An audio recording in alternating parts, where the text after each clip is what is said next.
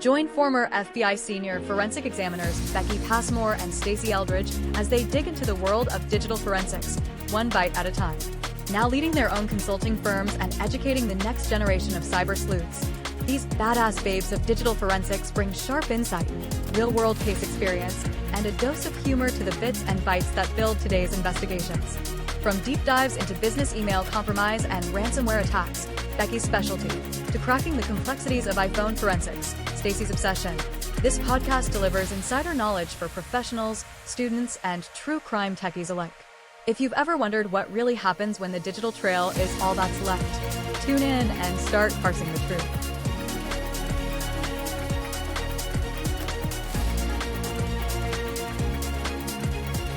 Hello, everybody, and welcome back to Parsing the Truth, one bite at a time. I'm your co-host, Stacey Eldridge, and as always, I am joined by the brilliant Becky Passmore. Hey, Becky. Hey, welcome back, everyone. Glad to see everyone again. So we are doing something unscheduled tonight. We were planning not to do this. It was not the plan to do this, much like it was not the plan to do this the first time. So what are we not planning to talk about tonight, Becky? Well, we're not planning to talk about Epstein, but we're going to jump on the bandwagon again. Yep. Once again, we're jumping on the bandwagon. On September 2nd, the House Committee on Oversight and Government Reform released 33,295 pages of Epstein-related records, and those were provided by the Justice Department. We went out hunting after some prompting from some people to look and see if we could find any more Epstein prison videos, and what luck, we did find some more prison videos. So we are going to walk you through everything that we've found. We've got a lot of nice things here to show tonight. So if it's one of those times where you want to see what we're talking about, you can watch us on Spotify, or you can head on over to YouTube and watch us. And we'll try to talk you through everything, but sometimes it's just nice to have those visuals. We looked around in the Google Drive link that was provided in that press release from the committee, and everything is in Google Drive. There was a nice folder called Natives that kind of stood out to me, so I jumped through there and I started looking, as much like I do in any case, for the outliers. I started looking out for the big videos, and then I kind of saw right away that those were relevant prison videos, and then I checked out the rest of that folder and found some more prison videos. Becky and I downloaded all of those files, and I will go ahead and start sharing my screen now. What I found interesting is that these weren't called raw data files. These weren't even released as raw data files. They were released as natives, which can indicate more original based, versus the very first time they were released, they were actually called raw video, raw image files, something like that effect. And we said these were not. This was a work product. So very interesting for how they labeled them a little differently this time. And I've not really heard any comments from the government saying this is raw or this is native. This is just the name of the folder. So Correct. It is what it is. I have seen complaints where people are like, well, there's 33,000 files. How are we supposed to know what they are and what this is relevant to? Well, I happen to find a helpful little clue. At the root of that Google Drive is a .dat file, 2025. I've brought up on the screen for you in Notepad++, which is a handy little viewer for trying to make sense of gobbledygook. And I've opened up the 2025-0822.dat. We had the known files that we downloaded, so I started searching for some of those names, and lo and behold, I found them, and I was able to see the original file names for not just these video files that we were interested in, but for everything. So if you're trying to make heads and tails of this stuff, you want to head to the Google Drive and download that .dat file. And I'm going to head back over to our blog post, because that has a nice table that we've made where we have the file name of the video as it's presented in the Google Drive, and then we have the original file name. And now Becky is going to walk us through all of these new prison videos that were released on September 2nd. This was interesting that we had 13 approximately 1 hour segment videos. And so we started looking at each one and how they're labeled here, the video names where they're out of sync. So it starts with ends with 155.mp4, the next one is 156, 157, 158. These were how it was presented to us, but then it skips to 154, 150, I'm sorry, 153, 154, and so on. So it was interesting to start to break it down and look at these videos as what is the time frame that they are associated with. And very much like the original file name that Stacy found in that .dat file, we see that exactly at 1800 on 8/9/2019 all the way through 8/10 of 2019 at 7 o'clock in the morning, approximately 7 o'clock in the morning, there is no missing seconds. We have approximately 1 hour to 59 and 23 seconds to 59 and 51 seconds. All of these files are approximately at the same amount of time, video length. They have original file name associated with them, and then we have a time frame, and where one time frame ends, it picks up within a second. Sometimes it overlapped a couple of times, like on a 161 and 162. It started at 3 a.m. and 11 seconds. So if you follow through with this, you'll see that there is absolutely zero missing time, and they are all consistently provided with the right hourish of information. And we looked at those. Yeah, so all of these times are in the local time zone, Eastern Correct. time zone. Becky, do you want to kind of talk about some of the visual things that you Yeah. saw in these 13 new files versus what we saw in the big, long, nearly 11-hour video that was released back in July? In the big videos that we saw that were released in July, we see at the top, it references a location. I believe it starts with like 160, and it references that location. And then in the bottom corner, left-hand corner, it had the date and the time. And then over in the right-hand corner, it had the word play, like it was following a play, like it was following and watching a video. Versus these 13 1 hour segments of video, the information is all centered in the bottom of the video.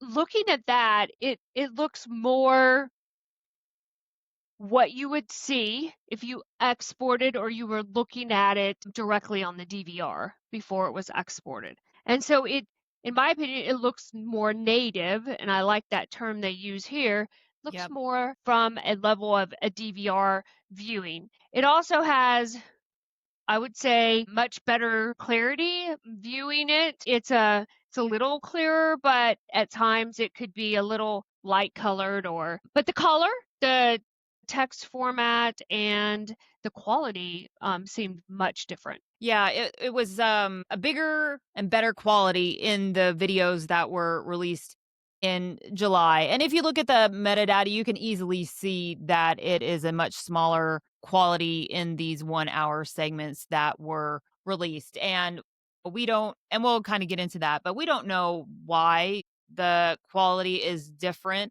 other than we know for sure that that July video was work product, and that would be a logical reason for why they put it into an Adobe product and were trying to enhance it. And remember, with video 2.mp4, they did say that this was the enhanced version where they were trying to brighten it and stuff like that. So clearly, between what was released September 2nd and in July, there is a difference in video resolution. And because one video resolution of these smaller files is much smaller, then that makes for a poor quality video. And so you kind of get to see some of that, we'll call it ghosting, where it's kind of Yeah. pixelated when there's some movement going on. But we do like the fact that in the video, you're seeing at the bottom of the screen the name of the camera and the date and the timestamp in there. That makes us think maybe that this is much more likely that it was exported from the DVR system. Yeah. We didn't see a mouse Right. Moving on the floating through the screen. screen, Yeah. no play and stop and start controls. Just on that visual review, and then knowing that the resolution is much lower and what we're seeing, it seems much more likely that this is something that came from an actual DVR system. This is not something that has been manipulated or enhanced on first glance. And so, as I mentioned, we kind of, we originally found the big stuff. And so we knew we had video 1 and video 2 from July. So we wanted to see what other big videos we could find out there. And we found another two 20 gig files, That's right. and they end with 1169, and Yep. they respectively appear to visually match the videos in July 2025 that were released. 168 matches video 1, where 169 matches video 2. And then of course when we reviewed that dot file, it did say that those two files came from video 1 and video 2 respectively. Now, of course, we're digital forensic examiners, so while we do look at stuff with our eyeballs all the time to see what we can see, we also have to dig down more into the data. We did just that. And once again, we use that EXIF tool. Now, Becky, do you want to talk a little bit about like EXIF and metadata?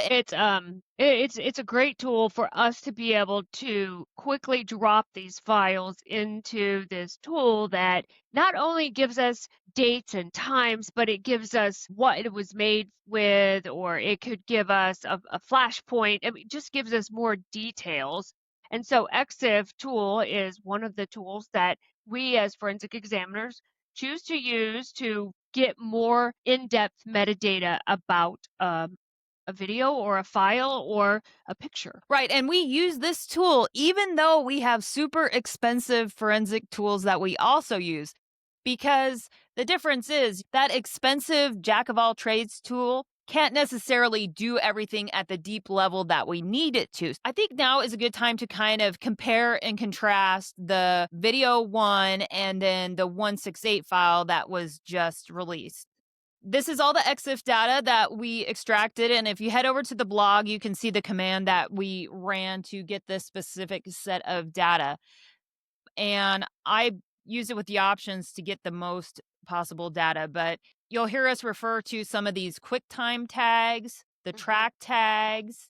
And then if you remember from July, everybody was all up in arms about Adobe Media Encoder being seen in there and some other stuff related to Adobe. Well, all of that Adobe information is stored in these XMP tags. And that's where we got all of this Adobe information last time. And I'm just going to scroll through here, but you can see there is a ton of information in here. And for some reason, Adobe uses food references. There's pantry entries, there's ingredients, all of that good stuff. And this is also where we saw the names of some other files that were the ingredients that were used to make video 1. That's But right. the nice thing that's in here, lots of great date and time stamps. We see the created and modified dates in the XMP tags of May 23rd of this year, starting, at 7 p.m. and some modification happening at 8:15 p.m. And we see some of those timestamps throughout.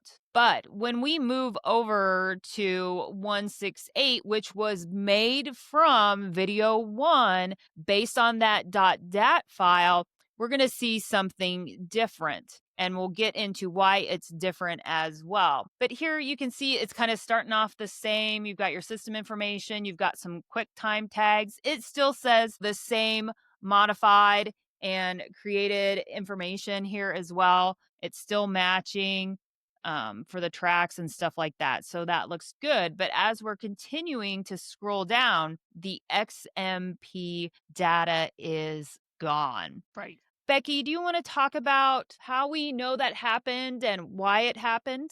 It's an informed, educated conclusion based on what we have. When another program such as an e-discovery tool is used to extract the data or use other videos to create the data, it will strip that metadata. So it is going to strip that XMP data off of there because of the e-discovery tool. And so that is where we have come to the conclusion that the XMP tags that contain that Adobe information in video 1 are now absent. Yep. And we base this on the fact that we saw that .dat file that had all the original file names and then the new file names in the file path.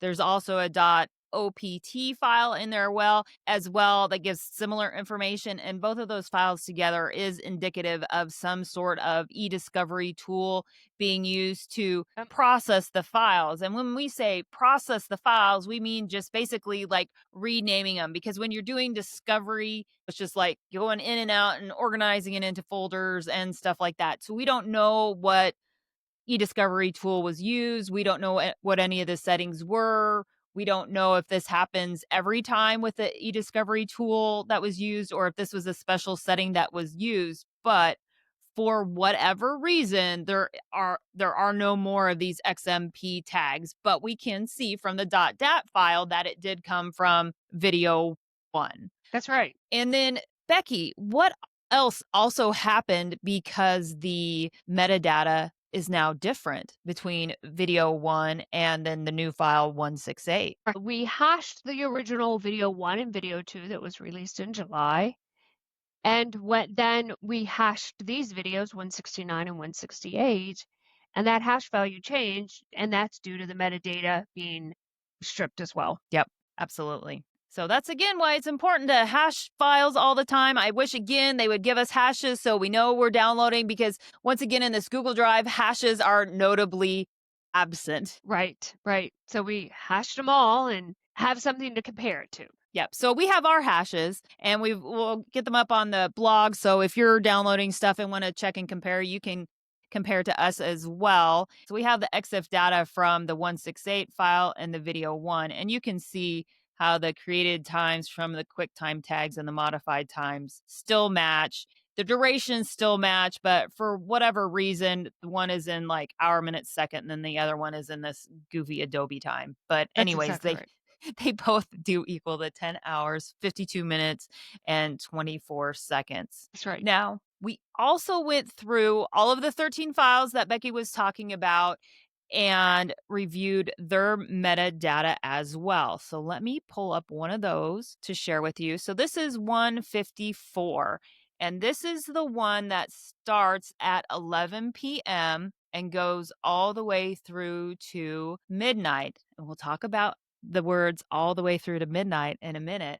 But you can see that this one starts off the same, but there's not a whole lot of valuable information in this EXIF data that we were able to retrieve. Now, this file has a modification date of time of August 4th, 2025. That is most likely when the file was outputted / created through the use of that e-discovery tool. That's that recent date. But if you continue to scroll down under the QuickTime tags, we don't have any create or modified dates here. Same thing with the tracks. There's not really any clues in here as to what created this file. That's right.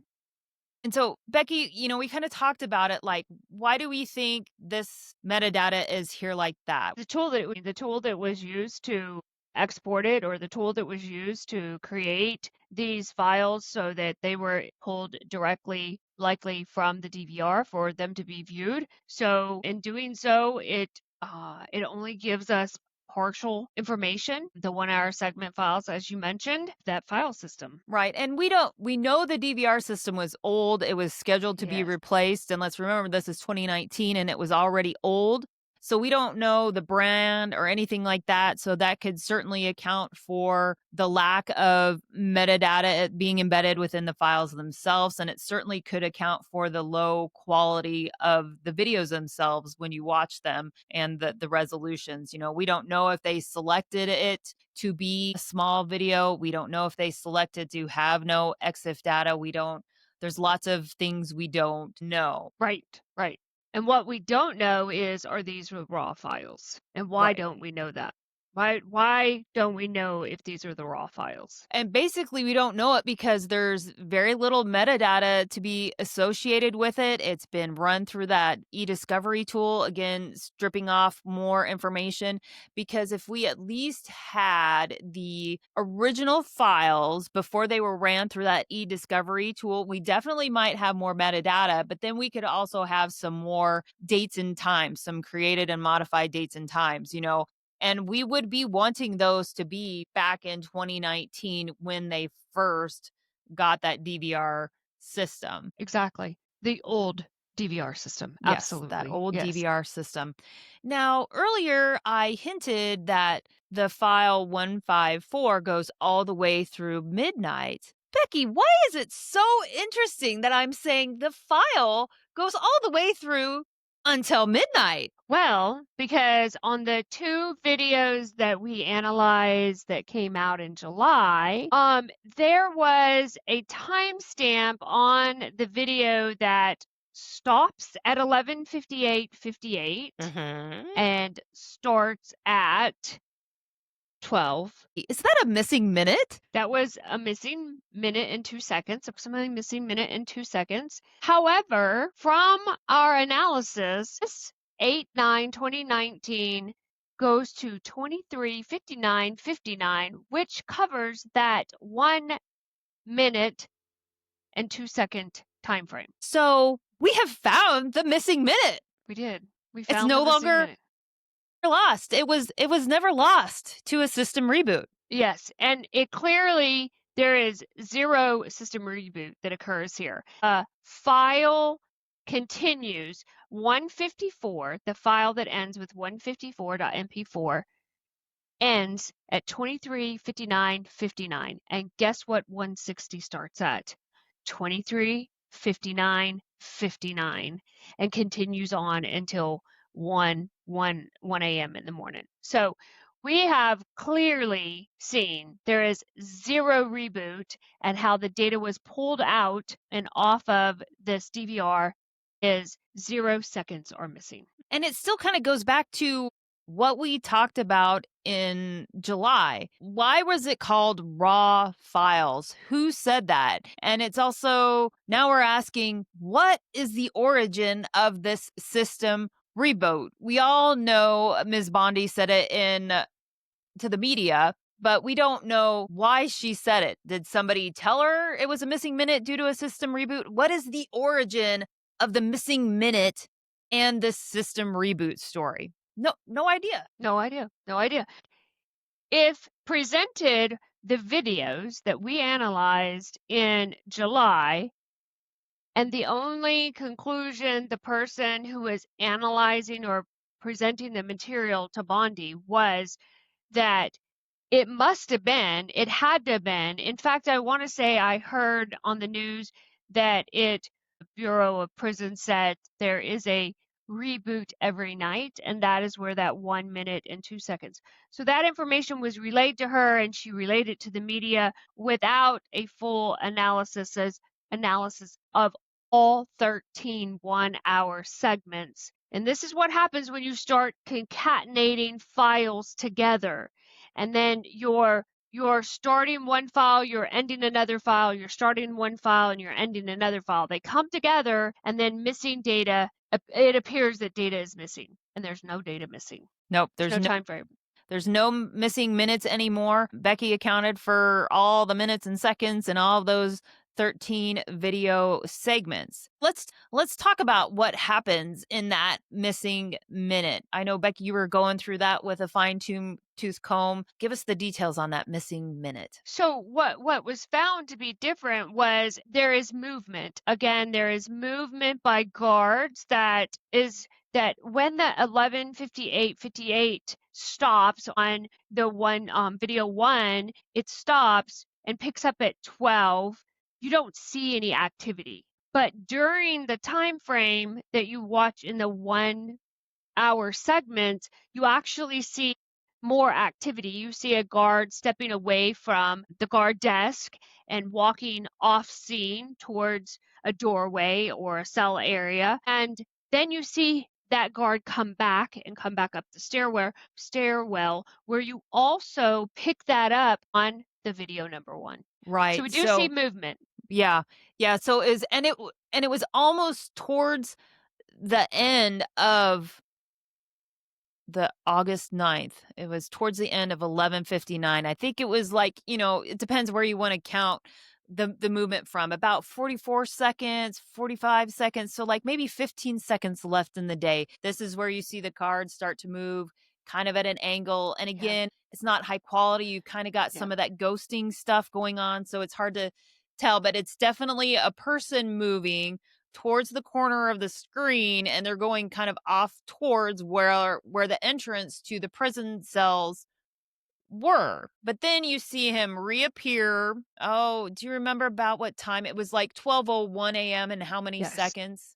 Yes, it was all the way into the next video of 160, where it was definitely within a minute of that midnight time frame. Yeah, and you see him walk back onto frame downstairs, because remember the camera's like upstairs in the stairwell. So you see him come back into frame downstairs, and then, you lose him, but then he pops up at the top of the stairs. He walks across straight in front of the video, and then he goes to use the phone to get out of there, and he's leaving the floor through that door in the stairwell by 12:02:02 a.m. on the 10th. That's right. So he was always in there after midnight. It's just that 1 minute that was missing at 11:59 p.m. He's in there for 15 seconds, and that was never there before. That's right. That's right. We found the missing minute. We've got 13 new files, but Becky and I have concluded we are still missing two videos. Two video files. That's right. We feel like we're getting so close, right? Like everybody was pretty excited in July. All right, they've released the Epstein Jail video.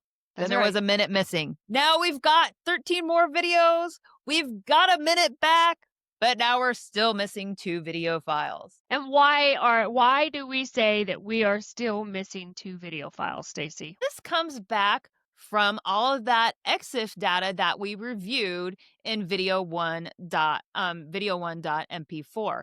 Remember, the Adobe stuff listed all of the ingredients. That's right. And so there were 2 videos that were the ingredients, and they had file names that were named after dates and times.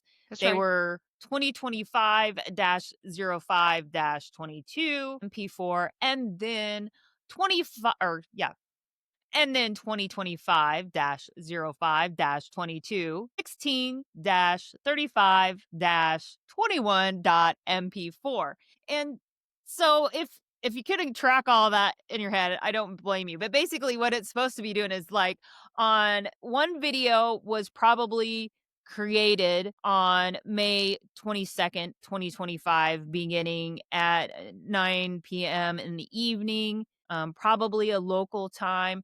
This is probably when either the screen capture was started or when it ended. And then the same for the other one. The other one would have been started earlier at 4 o'clock in the afternoon.